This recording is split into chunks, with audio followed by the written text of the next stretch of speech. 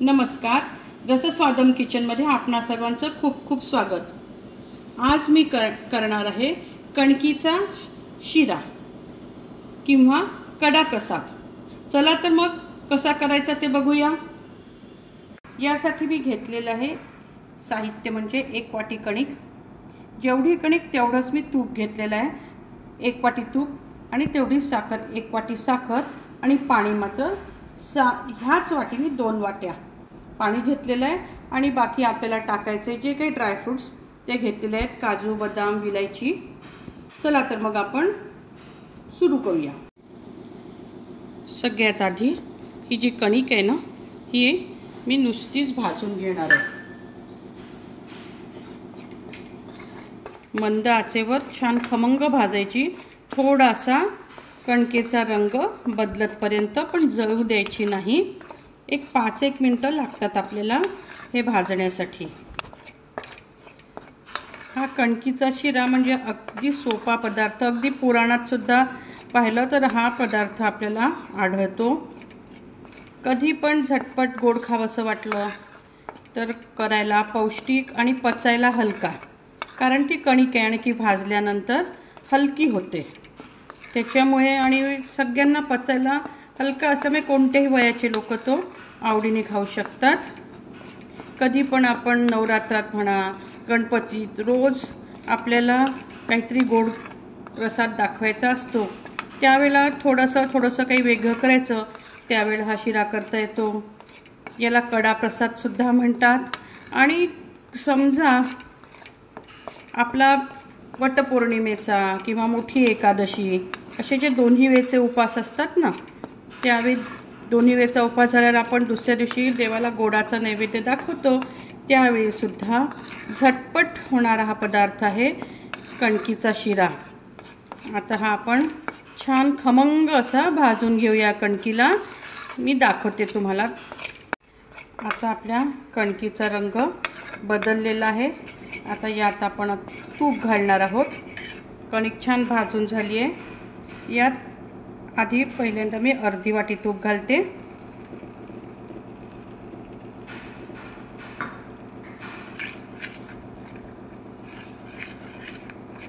छान तुपाबरोबर पण छान परतून घ्यायचं आहे आपल्याला।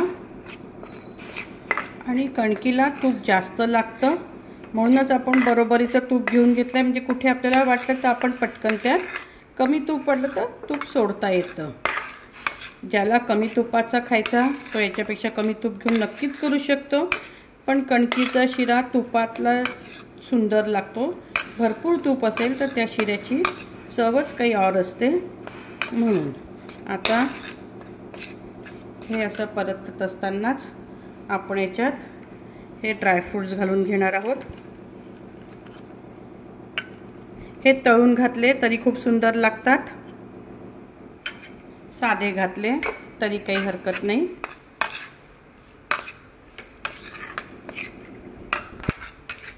हे पहा, असं छान आता आपली कणिक आहे, छान तूप सुटलेलं आहे। आणि हे अशीच अजून 1-2 मिनिटं तरी छान तुपात परतून घ्यायची। तोपर्यंत आपण पाणी गरम करायला ठेवूया।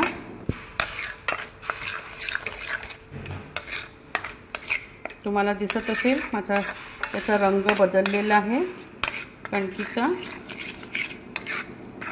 ती छान खमंग न जळता भाजल्या गेली ना तर त्याची चवही बदलून जाते आणि शिरा खूप सुंदर लागतो। आपलं पाणी गरम होईपर्यंत मंद आचेवर आपण याला असंच परतत राहणार आहोत। कणकीच्या शिऱ्यात कधीच थंड पाणी घालू नका। आणि दुधाचंही म्हणाल तर कणिकनं दूध टाकल्यावर चिकट होऊन जाते, म्हणून आपण पाणीच घालत असतो।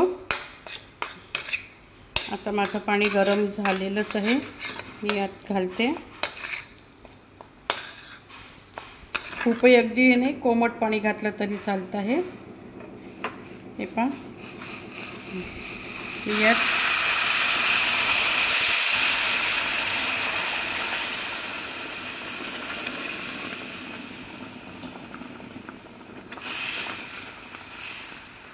छान असं आता याला मी मिक्स करून घेते। या सगळ्या झालेल्या गुठळ्या अशा मोडून घ्यायच्या।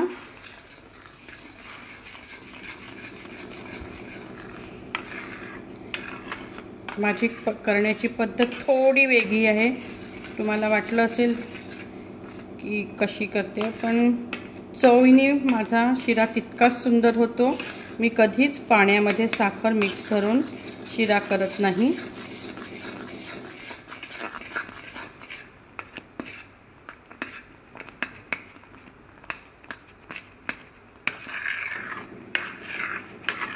आता याला छान दणकून वाफ येऊ द्यायची 2 ते 3 मिनिटं, आणि मग आपण यात साखर घालायची।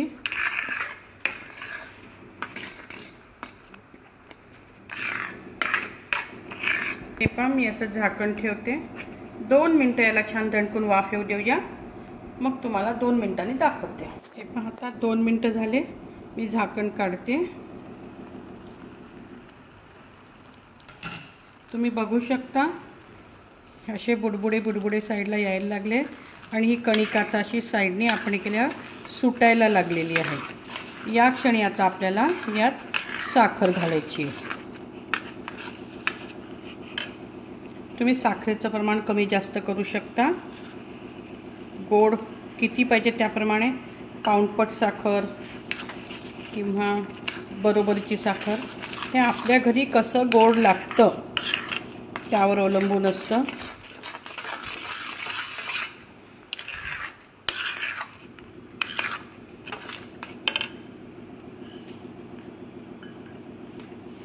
हे पहा, साखर टाकल्याबरोबर शिऱ्याचा रंग तुम्हाला बदलत चाललेला आहे, असं दिसून येत असेल। आता या क्षणी आपण याच्यात 1 चमचा विलायचीची पूड घालूया, छोटा चमचा आणि याला परत, खरं तर जेव्हा पाण्यात आपण साखर विरघळून टाकतो ना, लोकांना ते सोपं वाटत असेल पद्धत तर ती करा, पण ही काही कठीण पद्धत नाही आहे। मला लहानपणापासून याच पद्धतीने हा शिरा खाण्याची सवय आहे। माझ्या घरच्यांना अशाच पद्धतीने आवडतं, म्हणून मी या पद्धतीने करते। पाणी कोमट करायला ठेवायचं आणि त्यात साखर विरघळून घ्यायची, आणि पूर्ण पाणी टाकलं आणि मग दणकून वाफ आणली तरी शिरा तयार होतो। जे सोपं वाटेल त्या पद्धतीने, पण ही अजिबात कठीण पद्धत नाही आहे। आता पहा, याला मी 2 ते 3 मिनिटं छान वाफ येऊ देते। आपला शिरा खमंग वास येतोय सगळीकडे, घरभर तयार होईल 2-3 मिनिटांनी। मी तुम्हाला 2 मिनिटांनी कसा झालाय शिरा ते दाखवते। 2 मिनिटं झाले, आपण झाकण काढूया। बघू शकता तुम्ही शिऱ्याचा रंग किती छान आलेला आहे ते, असा तो आपला सराट्याने केल्याचा साईडने सुटायला लागलेला आहे। आता या क्षणी आहे ना, आपण थोडंसं याच्यात तूप घालायचं, साईडने असं तूप सोडायचं, कारण कणकीचा शिरा म्हणतो ना की जेवढं तूप तेवढा तो सुंदर लागतो।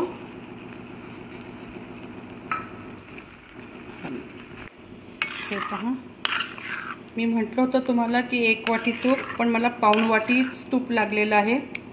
आणि आता हे असं ना छान तूप सोडलं की गॅस बंद करायचा, आणि बंद गॅसच आपण एखाद मिनिट 2 मिनिटं तरी असा झाकून ठेवून द्यायचा हा शिरा। 1 मिनिट झाला आहे, माझा गॅस बंदच केलेला होता मी, तरी आपण तूप टाकलेलं आहे म्हणून त्या तुपाचा स्वाद शिऱ्यात छान उतरावा म्हणून आपण हे झाकण ठेवलं होतं। आता आपण झाकण काढलं आहे, बघा असा छान शिरा दिसतो आहे खूप। आता हा शिरा आपण, हे पहा कसं असं तूप असं छान सुटलेलं, कणकीच्या शिऱ्याला जितकं तूप ना तितका तो सुंदर लागतो, अक्षरशः असा जिभेवर मग तो विरघळतो आपल्या। आता आपण सर्विंग बाउलमध्ये काढून घेऊया। साजूक तुपातला कणकीचा शिरा, तुम्ही कमी तूप हवं असेल तर अगदी अर्धी वाटीत देखील हा शिरा करू शकता, पण छान असा जिभेवर विरघळणारा जर शिरा तुम्हाला करायचा असेल तर तुम्ही 1 वाटी कणकेला पाऊण वाटी तर तूप घेतलं तर हा असा भरपूर तुपातला असा शिरा तयार होतो। आता आपण ह्याचा नैवेद्य दाखवणार आहे, त्यामुळे आपण याच्यावर एक तुळशीचं दळ ठेवूया। बघा तर मग कशी दिसते आपली डिश। तुम्हाला जर हा माझा पदार्थ केलेला आवडला असेल तर तुम्ही ह्याच प्रमाणात हा शिरा करून बघा। तुमचा कसा होतो ते मला प्रतिक्रियांनी कळवा। मी तुमच्या प्रतिक्रियांची वाट बघत असते। तुमच्या मित्रमैत्रिणींना देखील सांगा। आणि हा माझा व्हिडिओ जर तुम्हाला आवडला असेल तर माझ्या या व्हिडिओला लाईक करा आणि माझ्या चॅनलला सबस्क्राईब करा। धन्यवाद।